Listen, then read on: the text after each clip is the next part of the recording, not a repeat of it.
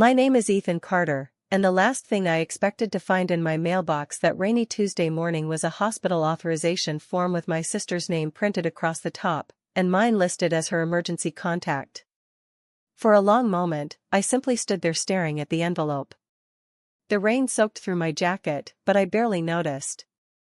5 years had passed since my parents had told me never to come back. 5 years since they believed my younger sister's lie over my truth. 5 birthdays. 5 Christmases. 5 years without a single phone call. So why was my name on that form? I carried the envelope inside my small apartment and placed it on the kitchen table. My hands refused to stop shaking. I read every line again, hoping I had misunderstood it. I hadn't. The hospital wanted confirmation that I was authorized to make medical decisions if my sister became unable to speak for herself. It made no sense. As far as I knew, my parents wouldn't have trusted me to choose what brand of coffee they should buy, let alone trust me with my sister's life. I folded the paper carefully and leaned back in my chair. Memories I had spent years trying to bury came rushing back all at once. It had started with one accusation. One lie. And one family dinner that destroyed everything. I was 24 then. My sister, Lily, had just finished her first year of college. She had always been the favorite. My parents never admitted it, but everyone in our family knew it. Lily was charming. Funny.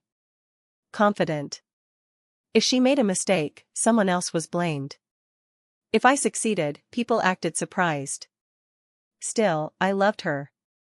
At least, I thought I did. That summer, my grandmother's engagement ring disappeared. It wasn't worth millions, but it had been in our family for generations. My grandmother had promised it would stay with whoever protected the family's history.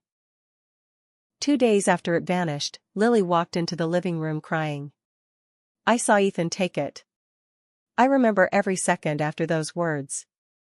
My mother looked at me as if I had become a stranger. My father didn't ask a single question. He simply said, "Give it back." I kept telling them I had never touched it.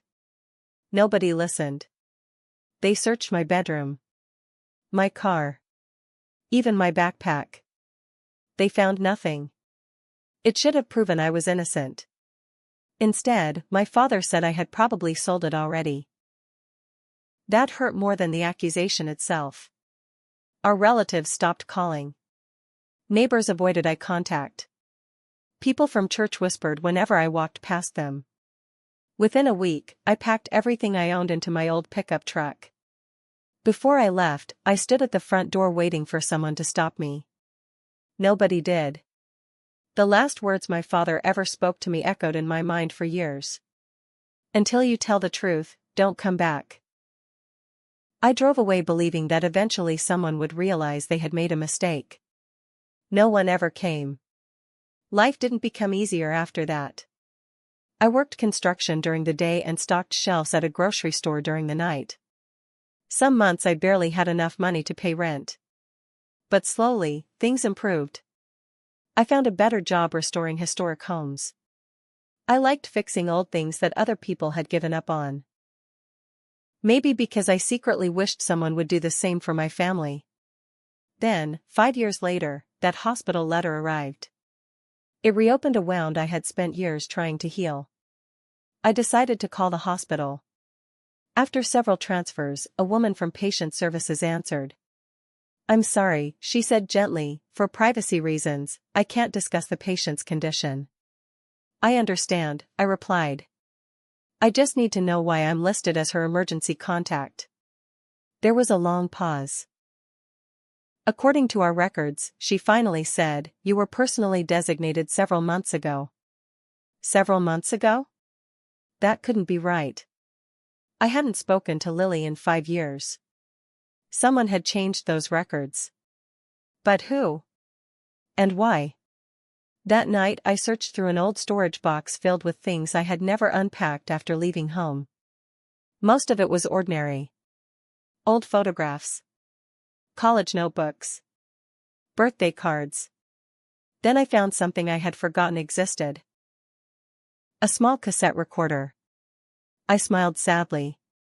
When I was younger, I used to record interviews with my grandparents because I loved hearing family stories. The batteries were dead, but I still had the tapes. One tape had no label. I almost threw it away. Instead, I placed it on the table beside the hospital letter. Something about it felt important. The next morning, before work, I stopped by a thrift store and found an old cassette player that still worked. Back home, I pressed play. Static filled the room. Then I heard voices. My mother's. My grandmother's. The recording sounded accidental, as if I had forgotten to turn it off after an interview. I wish they'd stop comparing the children, my grandmother said quietly. They'll understand when they're older, my mother answered. No, Grandma replied. Secrets don't disappear. They grow. I leaned closer. My heart pounded. Then another voice entered the conversation. It was my father. The documents stay locked away. Ethan can never know. The tape suddenly clicked and ended. That was it. No explanation. No names. Just one sentence that refused to leave my mind. Ethan can never know. Know what? I replayed the tape 3 more times, hoping I had missed something. I hadn't. For 5 years I believed my family had abandoned me because of one stolen ring. But now another possibility had appeared. What if the ring had never been the real reason? What if my sister's lie had only covered up something much bigger? As those questions circled through my mind, my phone vibrated on the kitchen counter. The screen displayed an unfamiliar number. I answered cautiously. A tired male voice spoke only one sentence. Mr. Carter. I'm calling from the emergency room. Your sister is asking for you. Then he paused before adding words that changed everything. And she says, there's something your parents never wanted you to find. I couldn't answer right away. The doctor's words echoed through my apartment until the silence felt heavier than the rain outside. Mr. Carter, are you still there? Yes, I finally whispered. Is she okay? There was a pause. She's stable for now, but her condition is serious. She asked for you by name before she was taken in for surgery. I closed my eyes. 5 years. Not one call. Not one birthday message. And now, somehow, I was the person she wanted. I'll be there. The drive to the hospital felt longer than it actually was. Every mile brought back another memory I had spent years trying to forget. I remembered Lily laughing as kids while we built tree forts behind our grandparents' farmhouse. I remembered teaching her how to ride a bicycle. I remembered being the one who walked her to school whenever she was scared. Those memories didn't match the person who had accused me of stealing our grandmother's ring. Somewhere along the way, everything had changed. Or maybe I had never understood what was happening at all. The emergency room smelled of disinfectant and stale coffee. Families sat quietly in plastic chairs, each carrying their own invisible burden. A nurse walked toward me after I gave my name. Mr. Carter? I nodded. She looked surprised. I didn't know if you'd actually come. I wasn't sure either. She gave me a sympathetic smile. She's still in surgery. It'll be a while. She handed me a visitor badge. If you need anything, let us know. I thanked her and sat down. Hours passed. I barely noticed the television playing quietly in the corner. My thoughts kept returning to the cassette tape. The documents stay locked away. Ethan can never know. What documents? What secret could possibly be worth destroying a family? Excuse me. I looked up. An older woman stood beside me. Gray hair. Kind eyes. Something about her face seemed familiar. Ethan? Yes? I'm Martha. It took me a second. Then I remembered. Martha had been my grandmother's closest friend. She used to bring homemade pies every Thanksgiving. I heard you were here, she said softly. I volunteer at the hospital twice a week. She sat beside me without asking. For a moment neither of us spoke. Finally she sighed. I've wanted to call you so many times. So why didn't you? She looked down at her hands. Your father asked everyone to stay out of it. I laughed bitterly. That sounds about right. She didn't disagree. Instead she reached into her purse. I've carried this for years.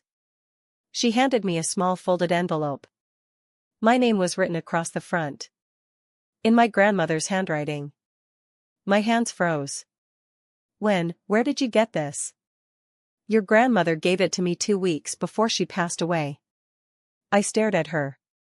She told me to give it to you. So why wait 5 years? Tears filled Martha's eyes. Because she also made me promise not to deliver it until your parents no longer had control over what happened. The words hit me harder than I expected. Control? What did that mean? I carefully opened the envelope. Inside was a single sheet of paper. Only 3 sentences. If you're reading this, the truth has finally begun to surface. Trust what you discover, not what you've been told. And whatever happens, find the blue file before anyone else does. No signature. No explanation. Just those words. I looked back at Martha. What's the blue file? She slowly shook her head. I honestly don't know. But Grandma did? I believe she did. Before I could ask another question, a doctor entered the waiting room. Family of Lily Carter? I stood immediately. The doctor removed his surgical cap. The operation went well. Relief rushed through me. Can I see her? In a few minutes. He glanced at the envelope still in my hand but said nothing. Then his expression became more serious. There's something else. My stomach tightened. Your sister insisted that if she woke up, this should go directly to you. He handed me a small brown paper bag that had been sealed with hospital tape. What is it? We weren't told. I thanked him. After he walked away, I carefully opened the bag. Inside were 3 items. A house key. A faded photograph. And a folded receipt dated 5 years earlier. The exact week I had been thrown out of my parents' home. I unfolded the receipt. It wasn't for jewelry. It wasn't for a pawn shop. It was from a storage facility across town. Unit number 214B. Rental paid by Lily Carter. My heartbeat quickened. Why would Lily secretly rent a storage unit the same week she accused me? And what had she hidden inside it for all these years? Just then, a weak voice came from behind me. Ethan. I turned toward the recovery room door. Lily was awake. She looked exhausted. Older than I remembered. She managed the smallest smile before whispering 5 words that stopped me cold. I never stole the ring. For a second, I thought I had misheard her. The machines beside her bed continued their steady rhythm as I stepped closer. What did you say? Lily swallowed painfully. Her voice was barely above a whisper. I never stole the ring. I stared at her. Then why did you tell everyone I did? She closed her eyes. I don't have the strength to explain everything. 5 years of anger rose inside me. You had enough strength to ruin my life. A tear slipped down her cheek. I know. There was no argument. No excuse. Just one quiet word. I know. The silence between us was heavier than any shouting match could have been. Finally, she reached toward the bedside table. My purse. I handed it to her. With trembling fingers, she pulled out a small folded piece of paper. I wrote this. In case I didn't wake up. She placed it in my hand. Don't read it here. Why? Because if Mom or Dad arrive, they'll try to take it. Those words sent a chill through me. They're coming? She nodded weakly. They don't know. I called for you. Before I could ask another question, the heart monitor sped up. A nurse hurried into the room. I'm sorry, visiting time is over for now. As I stepped into the hallway, Lily looked at me one last time. Please. Go to the storage unit first. I didn't open the letter. Not yet. Instead, I drove straight to the storage facility listed on the receipt. It hadn't changed much in 5 years. A faded sign stood near the entrance, and the office looked as though time had forgotten it. Inside, an elderly manager greeted me. Can I help you? I placed the old receipt on the counter. I'm trying to locate this unit. He adjusted his glasses and studied the paper. I remember this one. You do? It stayed rented for years. Automatic payments. Who made them? I'm afraid I can't tell you. I nodded, understanding. I have the key. He looked at the small brass key in my hand. After checking my identification and making a few phone calls, he finally unlocked the gate. Unit 214B is at the back. My heart pounded with every step. What could Lily have hidden for 5 years? Money? The ring? Proof of something? The lock clicked open. I slowly rolled the metal door upward. The unit wasn't full. In fact, it contained only 4 things. A dusty cardboard box. A locked metal file case painted blue. An old photo album. And a wooden rocking horse. The rocking horse stopped me in my tracks. It had belonged to me as a child. I hadn't seen it since I was 8 years old. Why was it here? I opened the cardboard box first. Inside were birthday cards. Every single birthday card my parents had supposedly never sent. My 20th. 21st. 22nd. 23rd. 24th. Each envelope still sealed. None had ever reached me. My hand shook as I opened the first one. Inside, my mother's handwriting filled the page. Happy birthday, Ethan. I hope you're eating well. I miss you every day. I opened another. Your father won't admit it, but he asks about you more than you know. Another. I wish things were different. I couldn't breathe. For 5 years I believed they had forgotten me. But someone had kept every letter hidden. Why? Who intercepted them? The blue file case remained locked. The tiny brass key didn't fit. I searched the box again. Nothing. Then I remembered the folded letter Lily had given me. Maybe the answer was inside. I carefully unfolded it. Her handwriting was shaky. Ethan. If you're reading this, I finally found the courage to stop protecting everyone except you. I lied that day. But not because I hated you. I lied because Dad told me if I didn't, our family would lose everything. I was 19. I believed him. I'm sorry. The truth is inside the blue file. But before you open it, you need to know one thing. Dad wasn't protecting himself. He was protecting someone else. I read the letter 3 times. Someone else? Who? Just then, footsteps echoed behind me. I quickly folded the letter. The storage unit manager stood outside. Mr. Carter? Yes? There's a couple asking if you've come here. My chest tightened. My parents? I believe so. I looked past him. A familiar black SUV had just turned into the storage lot. My father's truck.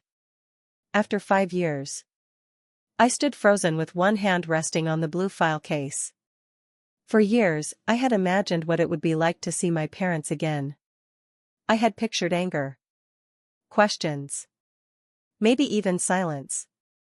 I had never imagined fear. My father stopped a few feet away. His shoulders, once broad and confident, seemed to have collapsed under the weight of the last 5 years. Please, he said quietly. Listen to me before you open it. I looked at him, then at my mother. She was crying, but she didn't try to speak. I took a slow breath. I spent 5 years waiting for someone to listen to me. Neither of them argued. Because they knew I was right. Finally, I asked the only question that mattered. Why? My father closed his eyes. The ring was never the real problem. I figured that much. It was your grandfather's business records. I frowned. What do they have to do with me? He pointed at the blue file. Everything. With trembling hands, I unlocked the file case using a small key my father pulled from his wallet. Inside were neatly organized folders, old bank statements, legal documents, handwritten letters, and one sealed envelope with my name on it. I opened the envelope first. It contained a letter from my grandfather. Ethan. If you're reading this, then the truth has finally caught up with our family. Years ago, I discovered that my business partner had been stealing money and forging my signature.